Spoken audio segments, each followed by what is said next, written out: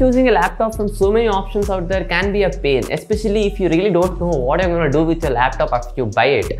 Even the smallest choices like choose an SSD over an HDD or to choose a touchscreen over a non-touchscreen can waste a lot of time and energy to choose the laptop itself. So this video is going to be that one-stop destination where I'm going to tell you which laptop to choose for what type of consumers.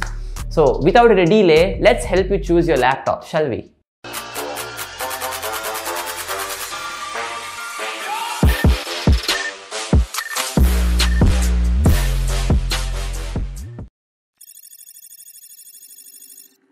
This video is specifically for the Windows users, as most of Indians use Windows over a Mac. So I would probably make a Mac video later on, but for now this is a Windows laptop buying guide. Firstly, decide which category of users you belong to. The first one being media consumption, the second one being all your schoolwork, that is all your productivity based work, third one being gaming, and fourth one being video editing or any other kind of content creation work. In this video, I am not going too deep as in which laptop brand you should choose or giving you any model detail or something. No, this video is going to be about what kind of hardware you should be choosing based on your needs. Let's start with the Netflix addicts out there. So these type of users mostly spend their time staring at a screen and listening to the audio. Firstly, I don't recommend a laptop only for you guys, because any tablet with some decent screen size and some decent audio with some stereo speakers will do the job. But as this is a laptop buying guide, I need to recommend a laptop for you guys. So the three main things you should be concentrating on here is the screen size and type,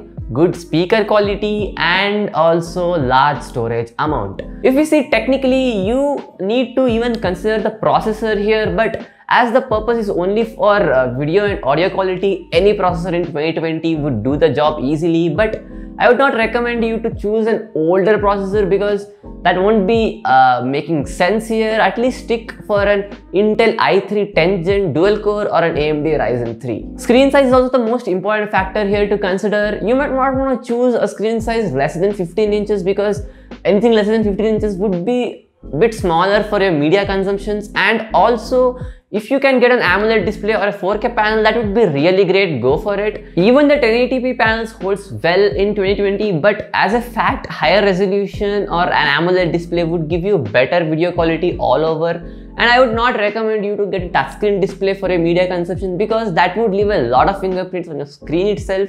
That would make the screen unclear and smudgy.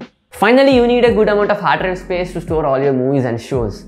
Nowadays, you get a baseline of 1 TB for very cheap, but you can spare more money on your storage and get a 2 TB model, because that will last you longer before you actually need to clear up space to fill more files in it. You also get high capacity SSDs, but that won't make any sense just to store all your media files which is sitting just there if you're not loading up any heavy software or something.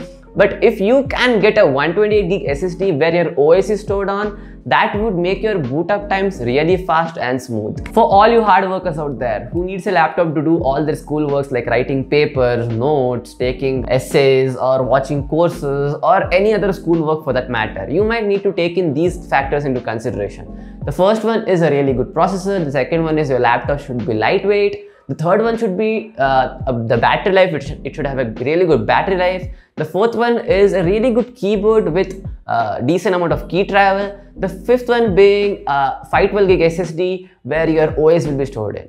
See, you need good processing speeds, as you will be mostly multitasking with this laptop, especially if you are looking into different files simultaneously, if you're coding or you're researching or something. The perfect processor for you will be an Intel i5 quad core or an AMD Ryzen 5. Both of these processors pack in a lot of punch and can also take in gaming. So now the CPUs are selected. Coming to the memory, you at least need 8 GB of RAM as of 2020. Any lesser than that, you won't be happy with your performance, and more is always obviously great. You need a laptop which weighs under 1.5 kilograms, because anything more than that is considered heavy, and you might need to carry this laptop every day to your school or college, and eventually you might get annoyed of its weight, because taking in the fact that it's a study device and convenience is preferred more than the power.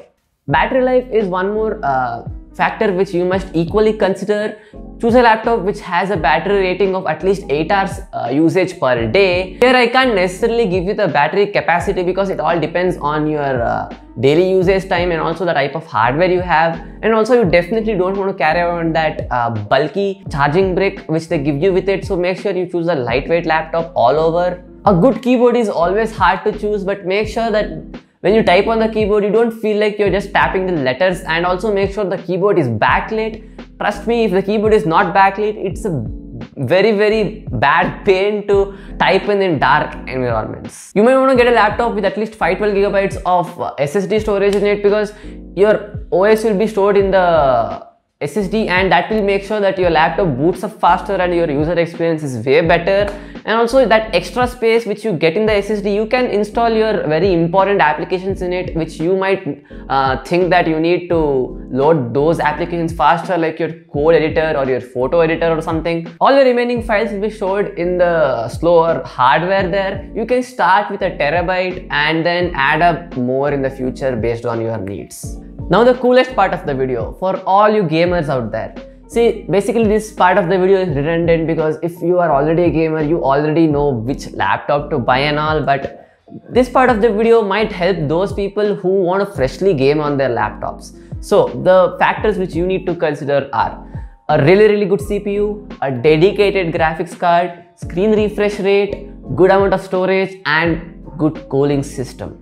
A good CPU is a must. Many entry-level gaming laptops nowadays come with an Intel Core i5, which is a quad-core processor, which is an amazing processor by the way, that can keep your laptop up to date without any problems of bottlenecking as such. This is a 3.4 GHz turbo-boosted processor with 4 cores and 8 threads. There is absolutely no doubt in the performance this gives. Pair it with an entry-level NVIDIA GTX 1650 and you have a good gaming laptop there which can play all your AAA titles from decent to high frame rates in 1080p. If you have some more money to spare, I would say go with the higher configuration of say i7 6-core and a graphics card of say GTX 1070, 1080 or even an RTX 2060. But do remember that all these high-end models will cost you a lot of cash, often going above 1 lakh rupees. Screen refresh rates is becoming a very considerable factor nowadays, as you have refresh rates from basic 60 Hz and all the way up to 360 Hz. But many budget gaming laptops out there come with the screen refresh rates of 60 Hz to 90 Hz. I would say if you are on a budget, stick to these, as these are not bad screens at all. If you want to move up in the chain, there are screens refresh rates from 120 Hz to 144 Hz. These will give you more smoother and crisper image quality if you are especially playing high competitive games like CSGO. But if you usually play more storyline based games like Assassin's Creed or GTA, I would say stick to these 60 Hz or 90 Hz displays. These will do the job. Let's talk about the cooling and thermals. This is a thing which you can't really judge before using the laptop itself. The point is your laptop has specific temperature limitations, that is, your hardware should not overheat, which will result in lower performance levels.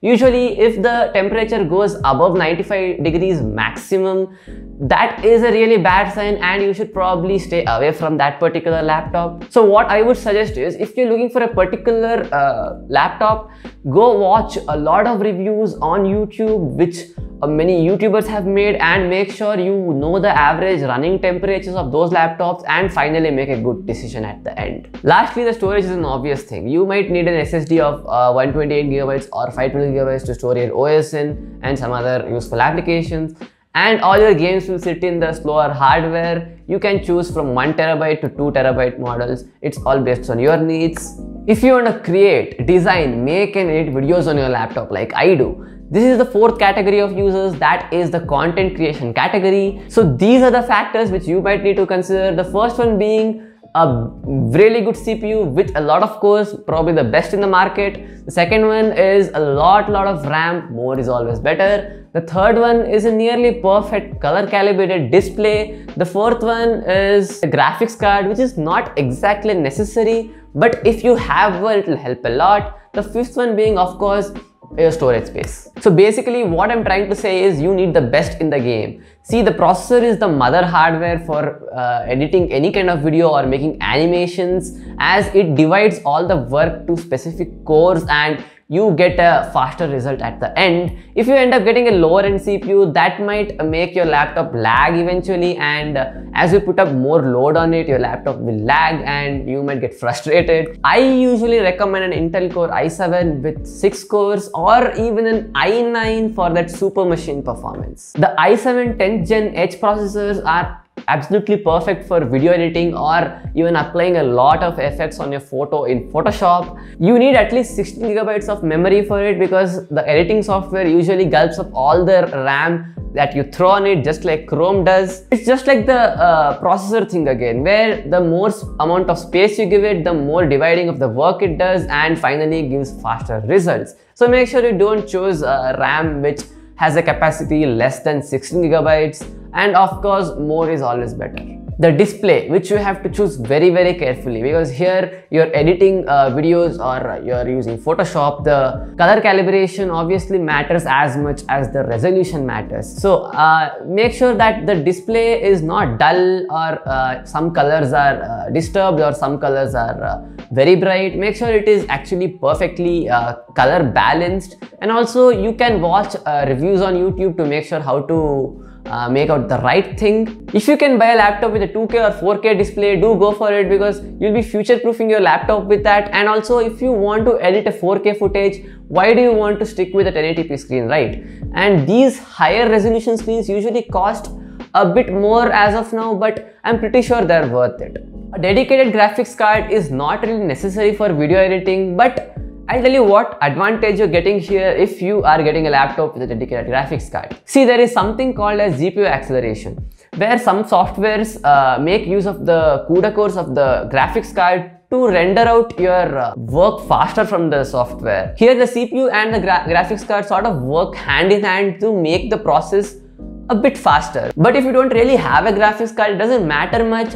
If you try to get a graphics card with the CPU, that initial amount of acceleration which you might get, where the graphics card and the CPU are working hand in hand, might help you in some cases. And finally, you need a lot of storage space. It's kind of obvious, because where else will you store all your videos and your animations, your effects, or your photos? So choose a baseline of at least 1.5 to 2 TB, because believe me, if you're storing a lot of media, it will fill up really fast.